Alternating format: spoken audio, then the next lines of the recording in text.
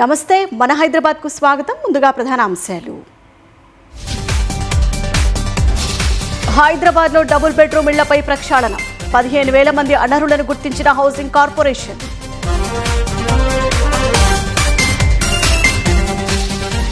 ఆహార కల్తీపై హెచ్ఫాస్ట్ అధికారుల ఉక్కుపాదం. టన్నుల కొద్దీ నకిలీ మసాలా దినుసుల స్వాధీనం. 3 అరెస్ట్. హైదరాబాద్ పట్టభద్రుల ఎమ్మెల్సీ ఎన్నికలపై కాంగ్రెస్ ముందస్తు కసరత్తు. అభ్యర్థిపై అభిప్రాయ సేకరణ ప్రారంభించిన మంత్రి పొన్నం. ఆజాద్ ఇంజనీరింగ్ డిఆర్డీఓ సాధించిన విజయంపై కేటీఆర్ హర్షం. ప్రపంచ స్థాయి ఏరోస్పేస్ హబ్గా హైదరాబాద్ మారిందని ప్రశంసలు.